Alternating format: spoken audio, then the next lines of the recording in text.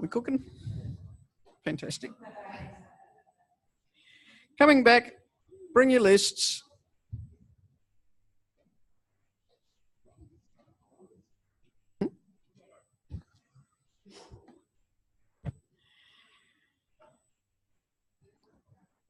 Thank you. Okay, so first, let's just talk briefly about the process.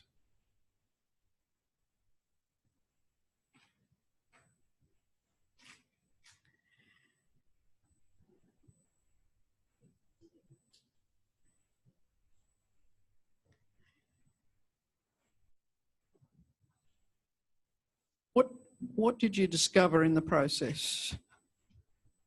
Well, the questions are more important than the answers in process-based work. Yep. Yeah, so hence the emphasis on open-ended questions or questions that lead you in to spaces of discovery. So not so much fixating on looking for an answer, but just asking questions that will possibly, provoke a discovery to somewhere I wasn't originally. Cool. Anything else? Our questions to start with were sort of quite general and vague, but the more we went on, the deeper and more precise our questions became. You got an example of that? Very first question we've got on our list is, what are you doing? Yeah. Okay. That's where we begin. I mean, there's only one way to go.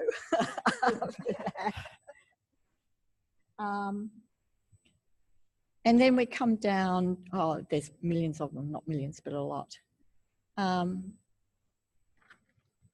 Just trying to find one here. Do you feel response as a practitioner, or do you feel safe yourself? So that was one of them. Okay. And then we've got things like, do you feel an even connection with the person? So, yep. Yeah, do you feel an even not really. connection? Yeah, and even, because if you've got two hands, is it an even connection, or is it? No.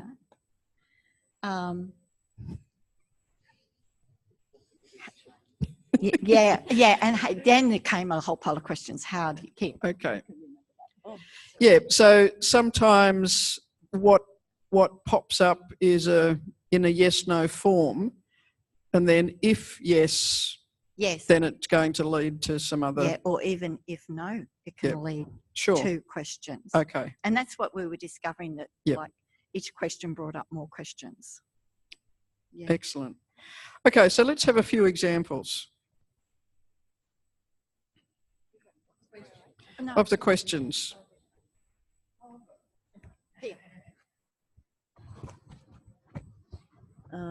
Okay, so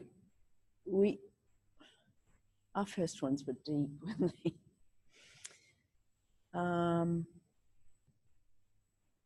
What were you thinking or questioning before you started? Okay. About the person lying on the table. Yep.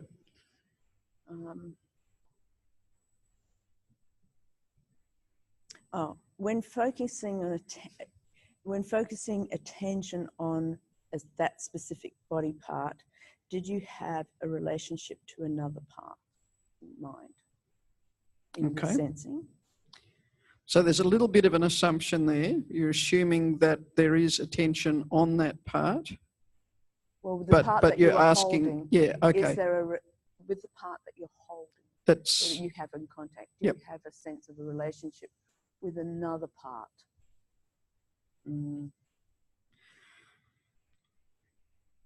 Why did you, what did you feel, sense or think about before you made a change in the connection? Great, yep.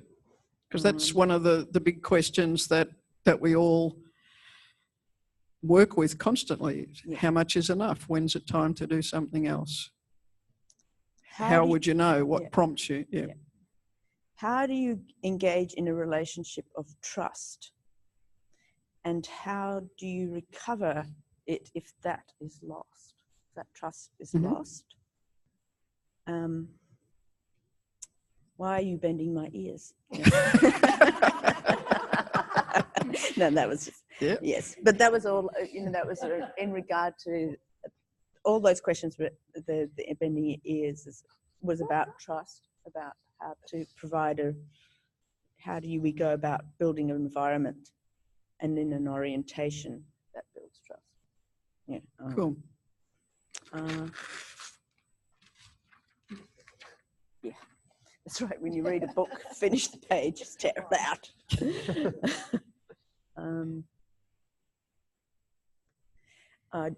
Did you have a clear intent before you made contact?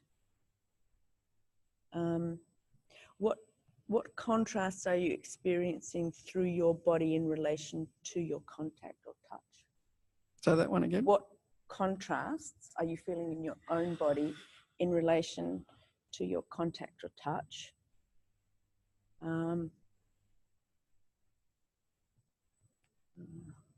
Where are you shifting your attention, the cause or the purpose? Specific question. Yeah, I think the question was, what's causing you to shift your attention when you're working with a person? Yep.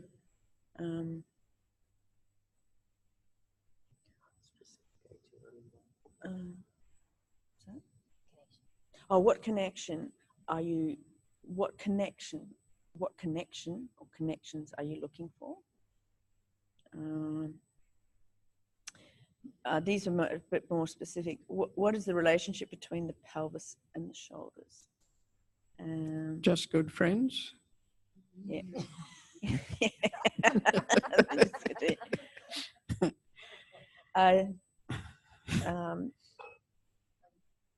Can you feel or observe or sense the bits that are not moving? Okay. Do you have a specific ATM in mind? And how is your thinking affecting the connection with the student? Okay. There were lots of others. You got lots of others. Yep. Cool. There's only one other one here to add to all that, and what I said before and that is, what process do you go through to prepare yourself to connect to someone? Yeah. Cool. Okay, other group? We got some different ones? We had some similar ones, just worded slightly Yep. differently. Like the, what ATM does this movement appear in or relate to? And what's the purpose of that ATM?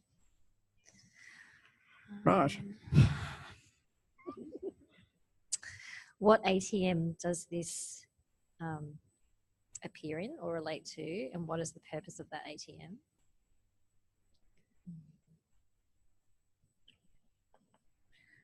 What was your thinking in using supports, particular supports?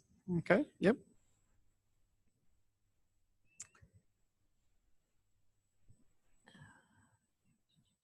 Why did you choose to go in that direction or that trajectory? I have a personal relationship with why that suggests that why questions usually imply a linear answer, because as if that were truth.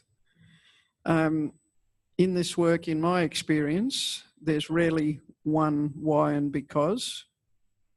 But certainly asking what prompted you to, or what were you thinking, what were you expecting, how come? It's a bit like why. What did you do that for? Yeah, what was your intention, or what did you notice that prompted that, or what were you looking for? Yeah. Yep. So we went also to technical questions like, your hand shape, and especially if your hands are in underneath and you can't see, what are they? What shape is your hand at the what moment? shape is your hand? Okay. Yep. Even which part of your hand are you using to provide the support, whatever it is. Yep. So, using this or using tips or, those kind of more technical questions like that. And so I suppose we went from thinking questions, what are you thinking? Yep. How are you coming up with the decisions that you're making, to questions about the process, to technical questions. Yep. Okay, cool.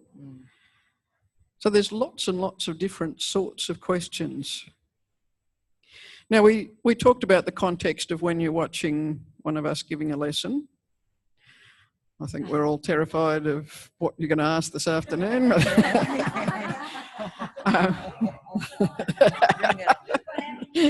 Why did you wink at that point? Why did you do that?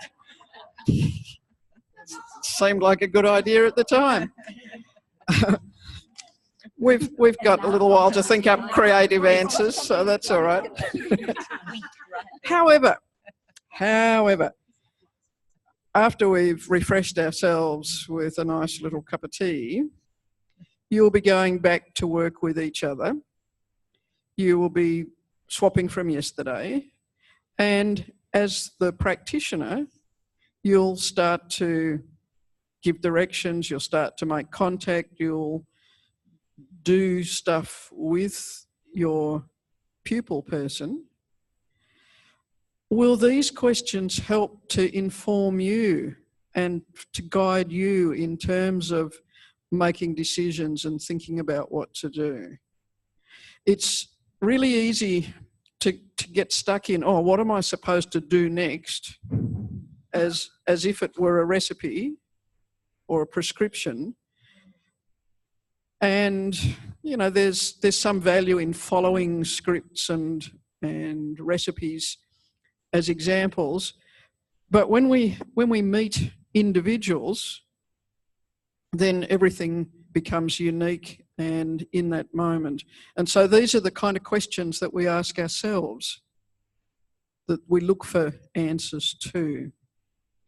And of course, there'll be times, when you come in and practice together, and rather than pupil people lying generously and passively and tolerantly while somebody practices on you, these may be questions that can give you a richer conversation where you can both discover things and learn things in that practice process. Will you come up with more questions? I think you might.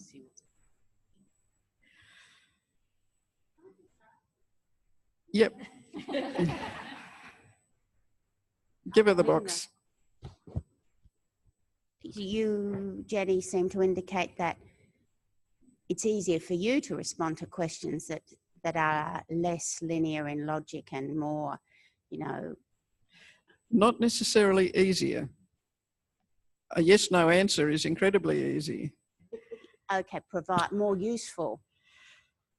I might learn something or discover something about my process or my thinking, or at the very least, I might give you an answer that's more useful in terms of helping you take that away and apply it somewhere else.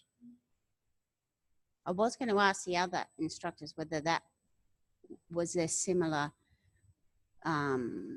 I just thought sometimes, we don't want to ask questions that are actually disruptive, or you think, oh, that's really irritating, or that breaks my connection with the person, or so that would be quite good feedback for us to avoid that type of thing, because it's never our intention to disrupt the lesson. So my preamble to some of you has been, ask the questions whenever they occur. I may just indicate that I need you to hold it for a moment while I kind of complete something. But that's the game we're playing. We're going to break up the FI. It's not going to fit into the beautiful silent model where we all kind of go into a trance and the miracle pops out the other end. Now, those of you who've been the pupils in those FIs, has it felt disruptive to you? So it's not necessarily a bad thing to have conversation during FI. It can be interesting and enriching, and we'll reserve the right to maybe just hold something for a moment, or perhaps rephrase it in some way, or to give you hand signals so that we're not cueing somebody to something that we want them to discover in a moment. Yep. Do you guys want to add to that? No. Go and refresh yourselves. Yep. Yeah, just one last thing. Just one sentence. I think it's a wonderful technique. Good. I'm enjoying it. Hope you are. Off you go.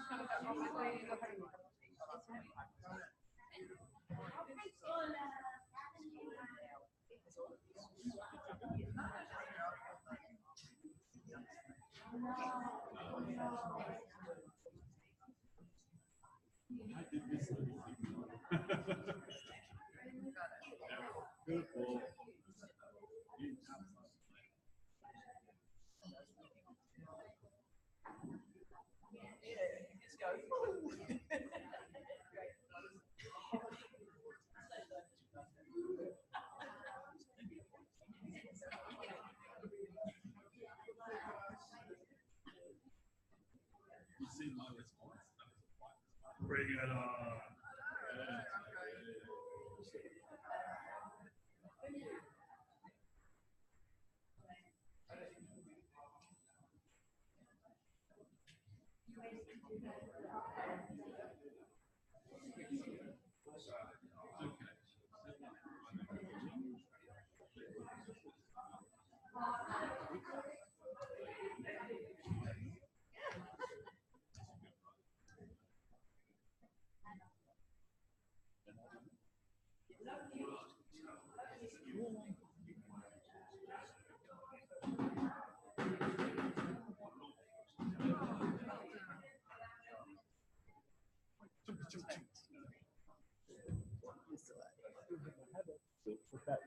All right.